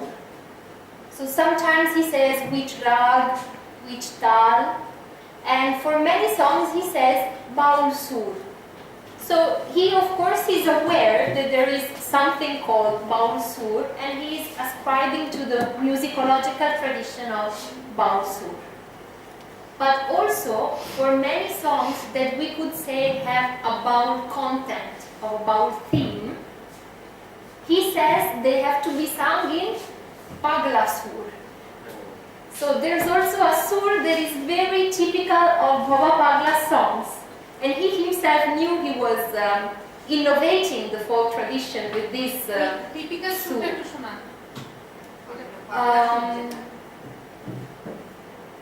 মরণ কারো কথা শুনে না, মরণ যখন তখন যেথায় সেথায় দিতে পারে সদায় হানা, দিতে পারে সদায় হানা, সদায় হানা, সদায় হানা। মরণ কারো কথা শুনে না। This is very typical. আপনার কি প্রশ্ন আছে? আচ্ছা আমি একদম হ্যাঁ দেবই না। But if I can, I didn't reply to Shujoda's question, but there are some songs of Baba Pagla are almost identical to Lalong Fakir songs, especially the Kachar Bhitoro Chin Pakhi. There's a song of Baba Pagla that is very similar. Shob loke koy Lalong ki jat sonshare. There's a very similar song, like everybody's asking Baba Pagla, what is your caste? Okay, so 2-3 songs are very, very similar. And here we also have to consider that in folklore, there's a very different concept of authorship. There's a very different concept of copyright. So, you know, for example, the Bhonida of Baul composers, it's not much a signature of authorship, but simply of authority. If you have a good song, you can put Laron and Bonita, no problem. Nobody will scold you because it is legitimate. This also allows a lot of flexibility in the repertoire. দেবই না বলো। লালন বা অন্যান্য বাউলদের ক্ষেত্রে যেটা দেখেছি এবং আমরা দেখলামও যে মানে পার্টিশনের পর ওখান থেকে যারা এসেছেন তারাই শিষ্যত্ব গ্রহণ করেছেন এবং তাদের ক্ষেত্রে এই তাদের মানে বাউলদের যে কি বলবো ধ্যান বা তত্ত্বগুলো এগুলো স্প্রেড করে গেছিল। কিন্তু আমি দেখেছি যে ব্যতিক্রম কিন্তু ভবা পাগলা, কারণ আমি ছোটবেলায় মানে একটু মনে আছে মানে খুব ফেল ভবা পাগলাকে দেখেছি। লালন ফকিরের লোকনাথ বাবার মতো অনেকটা বসতেন এবং ব্যারাকপুরে একটা বিরাট কমিউনিটি রয়েছে, তারা সবাই ভবা পাগলার শিষ্য। তার মধ্যে ডাক্তার আছেন, উকিল আছেন, ডিএসপি আছেন। তো অন্যান্য বাউলদের থেকে ভবা পাগলার এই যে মানে এলিট ক্লাসকেও উনি প্রভাবিত করেছিলেন, এইটা কিসের জন্য যেটা অন্যদের ক্ষেত্রে দেখি না, কিন্তু ভবা পাগলার ক্ষেত্রে সেটা ভীষণ ভাবে দেখি। This is a very important question, and it has to do a lot with what I was talking about Bohirongo and Antorongo of Baba Pagla. So, the lineage of Baba Pagla is a little bit split into an orthodox part and an esoteric part. Those who now live in the Kalna Mandir, those who are in Barakpur, those who are in the Kolkata Mandirs, they are trying to transform the Baba Pagla cult in a Neo-Hinduism kind of cult, no? Trying to make it very similar to Vivekananda and a very devotional oriented kind of Shaktism. Okay, so most of this, I say, the institutional side of Baba Pagla's cult is very embarrassed of all the Shohojiya, all the Tantric, all the Devototto and Baul components of the cult. They just don't talk about it, you know. They give different interpretation of the songs. They underline only certain aspects of the cult. While if you go to the gurus and the ashrams and the traditions that are non-institutional of Baba Pagla's disciples, they still preserve all the interpretation of Aptototto, Gurutotto, Jubolo Sadhana, Devo Sadhana, etc., etc. But they're not doing anything institutional. They don't do proselytism. Kono prochar kore na. They don't want any big disciple. They don't want a big temple or they don't want big donations. They want to be a little bit more apart as an esoteric cult. আচ্ছা এদের সাথে কি ওই মতুয়াদের সাথে যেমন একটা political affiliation আমরা দেখতে পাচ্ছি আর কি। তুমি তো বহু জায়গায় ঘুরেছো, অনেক জায়গায় গেছো, এরা যারা ভক্ত আর কি তাদের মধ্যে কিরকম মতুয়াদের মধ্যে পলিটিক্যাল অ্যাফিলিয়েশন রয়েছে বা রাজনৈতিক দলগুলোর কোনো সম্পর্ক রয়েছে, এরকম কোনো প্রভাব impact? See, exteriorly, there's no political affiliation. Like, nobody will tell you in this explicit way that there is a political affiliation.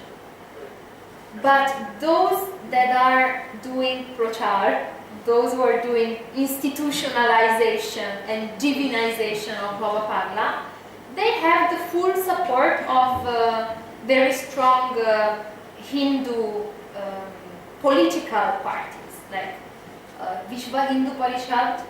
He is sponsoring some activities at the Dakshineshwar temple, where this Gopal Khetri is organizing Mahashommelon of Baba Pagla, Brotherhood March for Baba Pagla, inter-religious conference of Baba Pagla.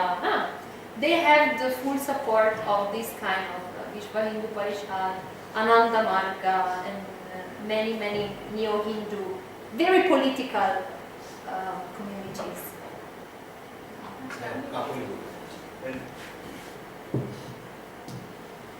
প্রথমে ক্যারোলাকে অনেক ধন্যবাদ দিচ্ছি এবং ক্যারোলার কাছে ক্ষমা চাইছি এই কারণে যে যখন আমি শুনলাম যে ও এই বিষয়ে কাজ করছে এবং এখানে একটা বক্তৃতা দেবে, তখন ওর সম্পর্কে ঠিক এতটা ভালো ধারণা নিয়ে আসেনি। কারণ ভেবেছিলাম যে ও বাইরে থেকে আরও অনেক স্কলার আমাদের ডিপার্টমেন্টে এসেছেন, এসে বলেছেন, আমাদের দেশের বিভিন্ন বিষয় নিয়ে তারা গবেষণা করেছেন। তো বেশিরভাগ ক্ষেত্রেই যেটা হয়েছে একটু স্কেচি আইডিয়া এবং একদম ওপরে আউটসেট আইডিয়া তারা দেন বা বলেন, যার গভীরে অনেক শক্তিগুলো লুকিয়ে থাকে যেগুলো আমরা বুঝি, সবসময় বলিও না। আর এই মাইনর রিলিজিয়াস সেক্টগুলো নিয়ে কাজ করার অনেক সমস্যা রয়েছে, তার কারণ এদের বেশিরভাগই অনেকগুলোই সেক্টই রয়েছে যারা দেহবাদী, দেহ সাধনা, এবং তার মধ্যে অনেক জটিল ব্যাপার থাকে, অনেক কি বলবো মানে দ্বিমুখীও বলা যায় না, বহুমুখী বহুমাত্রিক কিছু সমস্যা থেকে যায়। তো সুতরাং আমি অনেকদিন আগে যখন আমাদের বিভাগের প্রতিষ্ঠাতা তুষার চট্টোপাধ্যায়, আপনি বলছিলেন যে তমকনদার সঙ্গে আপনার আলাপ হয়েছে এবং চেষ্টাও করেছেন, তো তুষার বাবুর কাছে কাজ করতেন রাধারানী, যার কথা বলছিলেন ওই রাধাদি। তো আমি দেখতাম, তখন আমি তুষার বাবুর কাছে জানতে চেয়েছিলাম বাবা বাংলা কি বৃত্তান্ত। তো তখনও বলেছিলেন যে গুরুচাঁদ হরিচাঁদের মতোই একজন গুরু, এবং যে কাজগুলো হয়েছিল, আবার বাংলাদেশেও এই নিয়ে পিএইচডি হয়েছে সেটাও শুনেছি। তারপরে আবার আপনি কি কাজ করছেন বা কি তত্ত্ব বার করছেন বা সে নিয়ে আমরাই বা বাউলের সঙ্গে তাদের যে ইন্টার রিলেশনশিপ বা কিছু, সেটা নিয়ে কি নতুন তথ্য পেতে পারি, এরকম একটা কনফিউশন আমারও ছিল। তো খুব ভালো লাগছে যে খুব একটা পরিশ্রমী এবং জিজ্ঞাসু মন নিয়ে সত্যিকারের একজন ফোকলোর রিসার্চ স্কলারের যেরকম হওয়া উচিত, আর্মচেয়ার নয়, একদম খেটে খাওয়া রিসার্চ স্কলার মতোই কাজটা করেছেন। এবং আমাদের অনেক রিসার্চ স্কলারের লজ্জিত হওয়া উচিত যে একজন এরকম ভাবে কাজ করছেন দিনের পর দিন, মাসের পর মাস আমাদের এখানে আমাদের এই বিষয় নিয়ে। এবং যে বক্তৃতাটা শুনলাম, আমার মনে হয় তোমার কাজের অনেকখানি বড় পেরিফেরি ছোট্ট একটা অংশ পেলাম। অনেক প্রশ্ন মনে রয়ে গেল, এত প্রশ্ন তো এখানে করা যাবে না। আমি শুধু জিজ্ঞেস করছি যে মানে ভবা পাগলার গানগুলো কিন্তু অতটা পপুলারাইজ হয়নি, মানে যেটা বাউল, অনেক বাউল গানই হয়েছে, বা শুধু নদী ভরা ঢেউটা খুব আমরা শুনি আর কি, কিন্তু বাকি গানগুলো পপুলারাইজ হয়নি। এবং সেটার কারণটা কি? এদের তো একটা বড় সেক্টর আছে, সেক্টরের মধ্যেই গানগুলো রয়ে গেছে, কিন্তু বাউল তো এটা একটা মানে রিলিজিয়াস সেক্ট, তার সত্ত্বেও তার একটা সর্বজনক গ্রাহ্যতা রয়েছে, কিন্তু ভবা পাগলার গানগুলো কেন সেভাবে পপুলারাইজ হলো না, এইটা জানতে চাইছি। মানে যারা ভবা পাগলার সেক্টের বাইরে, তাদের কাছে কেন এটা নন নয় এই গানগুলো? Okay, so first I want to reply to your question saying that there are supposedly very famous singer who recorded Baba Pagla songs apart from bauls. Some names can be Ramkumar Chattopadhyay, Hemonti Shukla, Pandita Jai Chakraborty, Arun Bahaduri, Shri Kumar Chattopadhyay, Shoibod Moitro, Anup Jorota, etc., etc. So there are like high culture singers that are also performing Baba Bangla songs. All these that I mentioned, they recorded some of Baba Bangla songs. But your question is important because the songs that are performed and are popularized are always the same, like 4, 5, 6 songs, always the same. And Baba Bangla supposedly composed 28,000 songs. Is it true? This number is unbelievable. It's just his disciples say 28,000. কিন্তু আমি নিজের চোখে দেখেছি খাতায় there are at least 300 songs for 20 kata, 6,000 songs that I saw with my eyes. All are different. All are different. Still, 6,000. 6,000. Still a lot. Still a lot.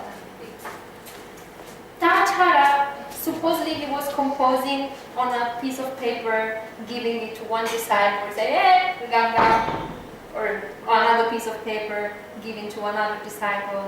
For example, in the temple of Batkulla, which is now under the charge of Bijoyananda Giri Maharaj, there was a big flood. The Giri of the temple was in charge of preserving these 2,000 songs of Baba Bangla, all handwritten, and they're gone with the flood. So we know he had 2,000 songs more and they just disappeared. But still the question remains, why only very few songs among this huge repertoire of songs?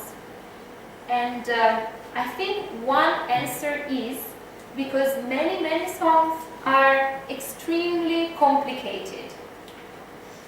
Oto jotil upama, rupok, protik, danda roeche, Hemali songs, no riddles, very complicated to discuss.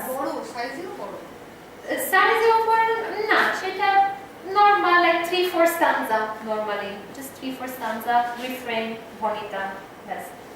But there are songs that talk very deeply about Kundalini Sadhana, about the Shukodeho, about the chakras, about also Jubilee Sadhana, about Deho Sadhana, and if you are not a practitioner, you simply don't understand. That is why Bauz and Fakir say that the songs are divided in 4 desh: Sthula, Pravarto, Shadok, Siddha. And Baba Bangla is said to have written many songs in these 4 desh. But ke bujhbe? If you are in your own stool desh, then you will understand stool gan. If you are in the Shadok desh, if you are practicing sadhana, then you will understand also sadhana gan. So I think mostly the songs that have been popularized are about Bhakti Marga, and they can be easily understandable. Shobai বুঝতে পারবে, সবাই ব্যাখ্যা দিতে পারবে. But very esoteric songs, they are not performed. They are simply not performed. They are kept secret. বহু গানে কিন্তু এখনো সুরও দেওয়া হয়নি। এখনকার অনেক গায়ক গায়িকা কিন্তু ওনার কথাগুলো নিয়ে সুর দিচ্ছে। ঠিক। আচ্ছা, ওনাকে তাহলে কি আমরা বাউল বলবো? একদম বাচ্চাদের ও নিজেকে বাউল বলেনি কখনো, কিন্তু ফকির নিজেকে বলেছে অনেকবার। But I think it is a bit restrictive to give one stamp to Baba Bangla, কারণ ও তো নিজেকে বলেছে বহুরূপী। So according to the sadhana store of one person, he could be Vaishnava, he could be Shakta, he could be a Baul, he could be a Abadhut, he's a Bahurupi in this sense. Koviyalo. Any other question? Research program? ভব বাংলার একটা গান আছে, এসেছি হেতায় তোমারই আজ্ঞায়, আদেশ করিয়া মাত্র যাব চলিয়া, পরমে পরম জানিয়া। পরম বলতে কি বলেছে?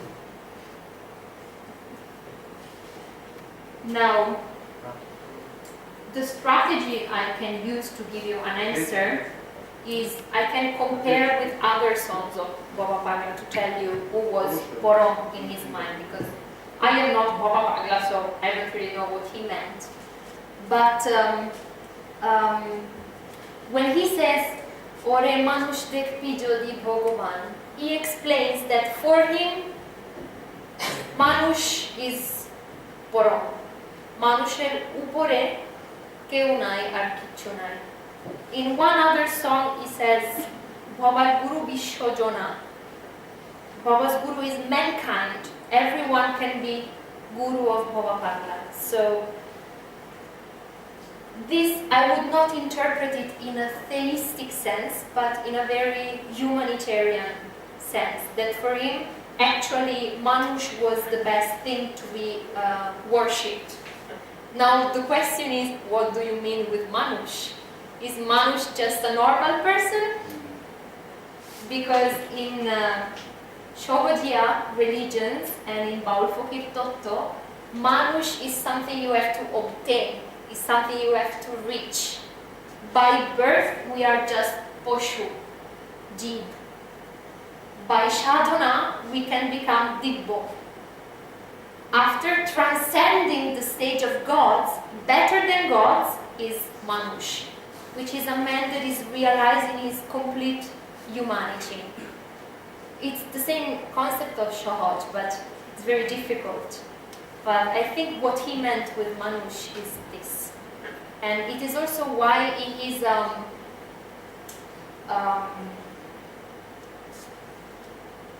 he is a representative of equality, because everyone has this Manush within yourself. You are Manush, you are Manush, you are Manush, you are Manush, because we all come from the same bostu, from the same substance.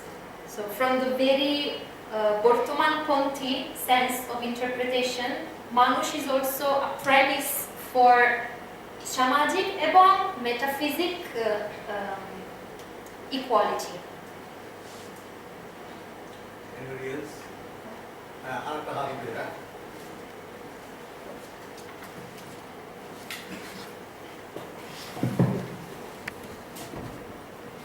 প্রথমেই আপনাকে ধন্যবাদ দিই, কারণ শুধু Rome থেকে এসে এত সুন্দর একটি কাজ এবং সেটাকে সুন্দরভাবে উপস্থাপনা করার জন্য। আপনি আপনার বক্তৃতার মাঝখানে একটি প্রশ্ন করেছিলেন আধুনিক কয়েকজন কবির নাম বলতে, এবং তারপরেই বলেছিলেন অন্তত 5 জন বাউল যারা লেখেন তাদের নাম করতে। এটা খুব সত্যি কথা। আমরা আমাদের বাংলাতেই ভাবা পাগলার নাম কজন জানেন, এটা একটা গবেষণার বিষয়। তো সেক্ষেত্রে আপনি শুধু রোম থেকে এই বিষয়টা নিয়ে যে কাজ করবেন, এটা মানে বিষয়টা নির্বাচনের ব্যাকগ্রাউন্ডটা কি, এটা একটু জানতে চাইছিলাম। মানে আপনি কিভাবে এটাকে ভাবলেন এবং কি এখানে এসে যে কাজ করবেন, এইটা সম্পর্কে কতটা ডেটা পাবেন, এটা আপনি ওখান থেকে কি করে বুঝলেন? Okay, very personal question. তুমি বসে করো, অনেকক্ষণ দাঁড়িয়ে আছো। আপনি বসুন। আর এরপরে তো আমি টেস্ট করতে হবে। So, when I was at my 3rd year of university, I won a scholarship to go to study in Kolkata. At that time, I was not studying Bangladesh yet. But then when I went to Kolkata, I fell in love with Bengali language and I decided to focus more on Bengali language and literature. Then the last day of my stay in Kolkata,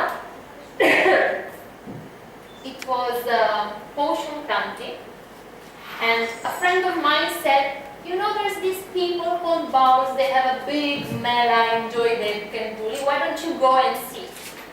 I had no idea.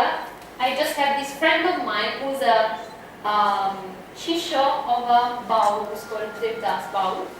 So he said, don't worry, just go there and ask for Devdas. I have no idea. And I take a bus from, I don't know, Esplanade, and I go to Joydev. I come out of the bus and I see thousands and thousands and thousands of people, and I say, now how can I say I'm looking for Devdas?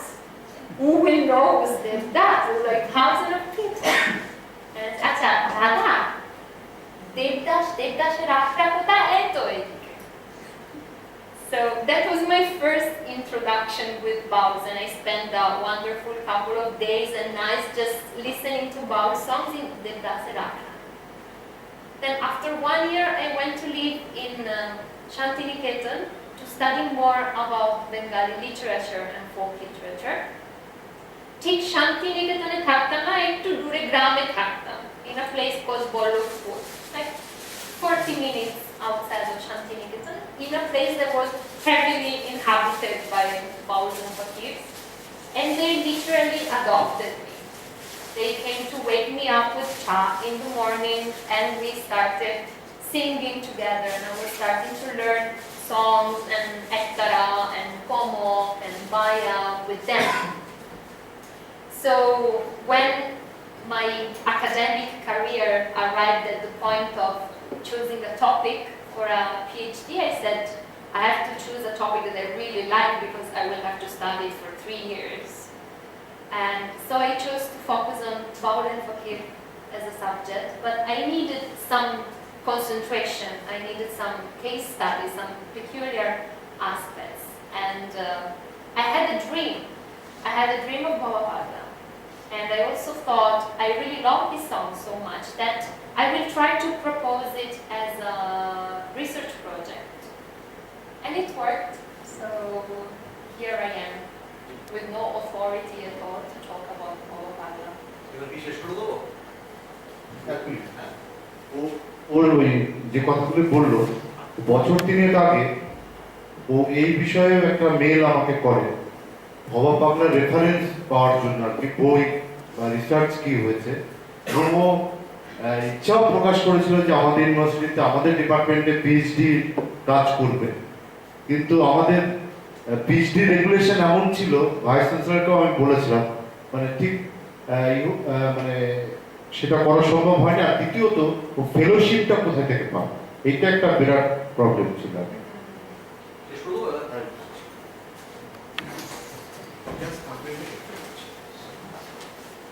Now, so long you have been listening to a connoisseur. Now you have to spare 5 minutes for a layman. এই যে বক্তৃতা শুনলাম, প্রথমেই যে কথাটা কাকলি যেটা বলছিলেন যে আদৌ কি ভবা পাগলাকে বাউল বলে আমরা চিহ্নিত করতে পারি, it's a problem of categorisation, because so many streams are sort of synthesized in, মানে এত রকম বিবিধ সাধন পথ এবং বিবিধ চিন্তার ধারার সমাবেশ ঘটেছে যে তাকে আলাদাভাবে বাউল বলে আদৌ চিহ্নিত করা কতটা যুক্তিসঙ্গত, how far is it logic, seminal question যেটা কাকুলি বলেছেন। তাই এই উত্তরটাও আমি বলবো, আমি যা বুঝতে পারিনি যে আমি যখন মানে একটা সম্পূর্ণ আনপড় লোক হিসেবে যে একটা কথা বলেছিলাম আমার প্রারম্ভিক ভাষণে যে ভবা পাগলার মাতৃ সাধনার কথা, উনি সেইটাকে নিয়ে কিন্তু সুন্দর ব্যাখ্যা করে দিয়েছেন যে এই কারণে কিন্তু বাউল লিটারেচারের উপর যে রিসার্চ হয়েছে সেখানে ভবা পাগলা কিন্তু অনেকটাই উপেক্ষিত, এই একটা কারণ বিকজ এই মাতৃ সাধক বলে দেয়, that can be a very plausible explanation. তাই আমি খুব কৃতজ্ঞ যে উনি আমার থেকে কথাটা নিয়ে এটা বলেছেন।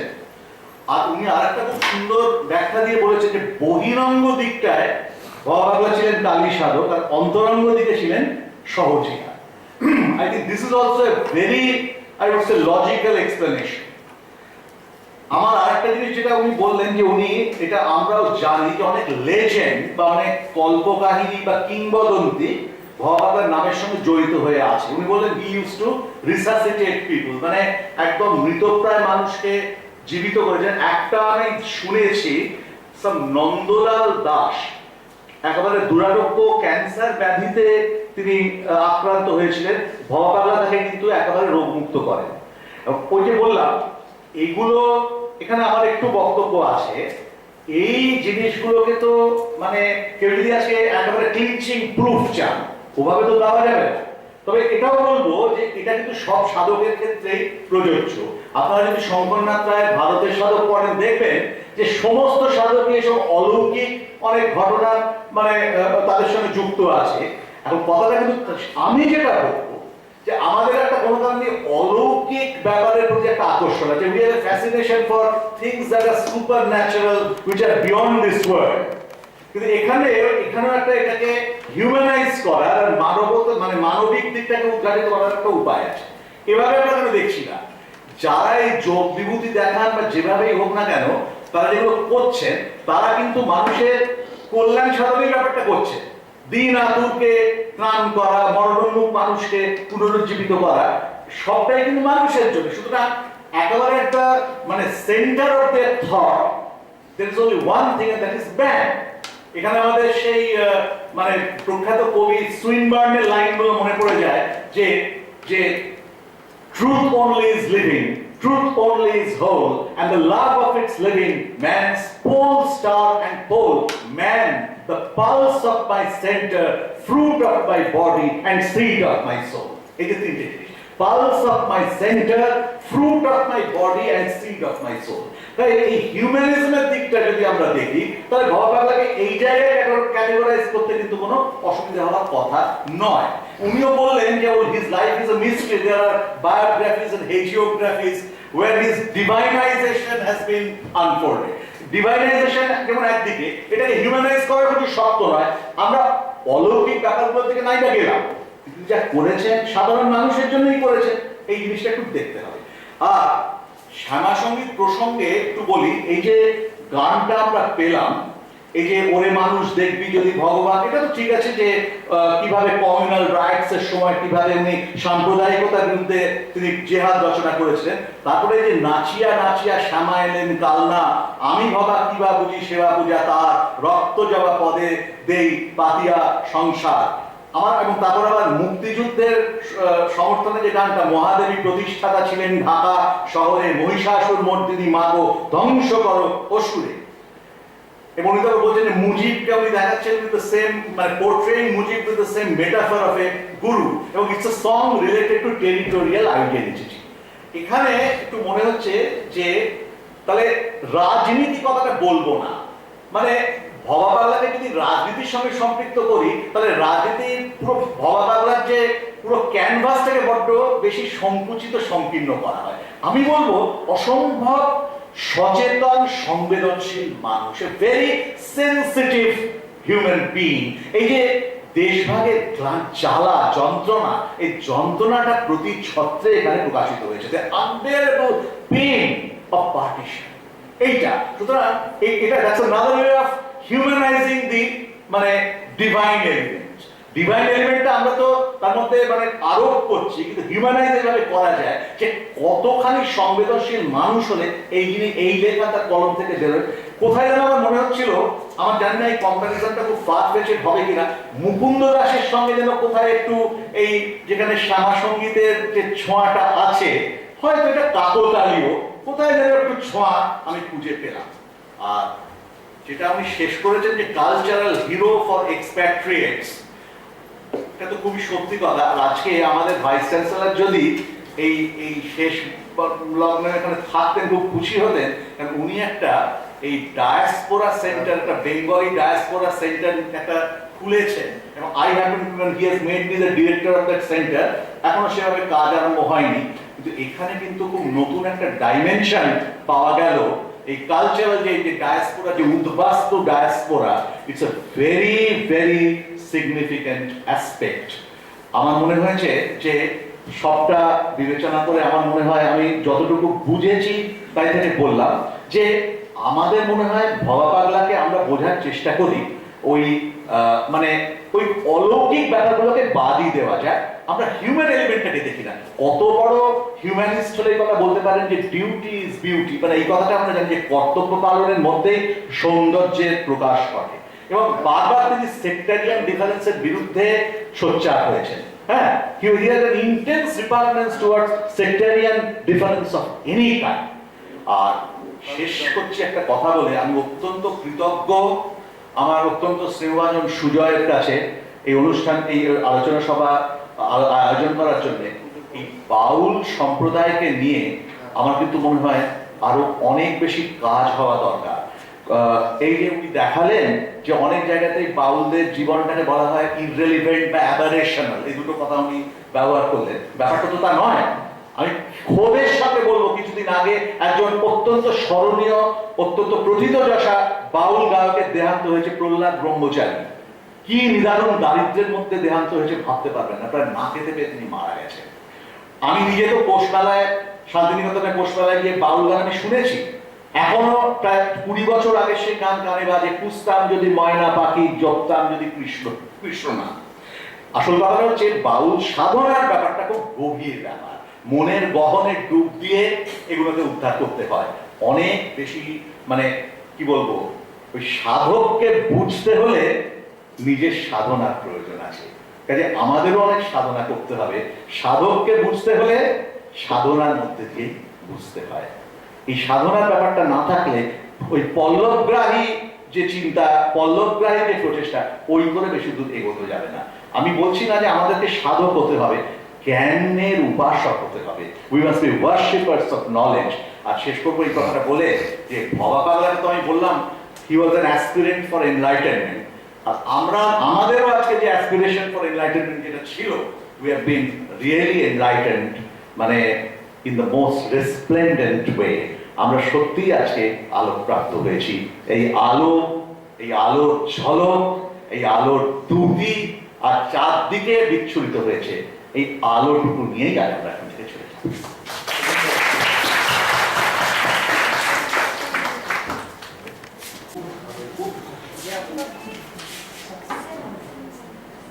আজকের এই যে অনুষ্ঠান, এটা খুবই মনোগ্রাহী এবং অনেক অনালোকিত বিষয় আমাদের অন্তরকে আলোকিত করল। এবং এই আলোকিত করার পিছনে যাদের সহযোগিতা রয়েছে তাদের সকলকে বিভাগের পক্ষ থেকে আন্তরিক অভিনন্দন এবং ধন্যবাদ জানাই। এ প্রসঙ্গে প্রথমেই বলব আমাদের মাননীয় উপাচার্য মহাশয়, যিনি তার সহৃদয় আগ্রহ এবং আর্থিক সহযোগিতা এবং তার সঙ্গে এই অনুষ্ঠান করার অনুমতি দিয়ে আমাদেরকে কৃতজ্ঞতা পাশে আবদ্ধ করেছেন। সুতরাং বিভাগের পক্ষ থেকে তাকে আন্তরিক ধন্যবাদ জ্ঞাপন করছি।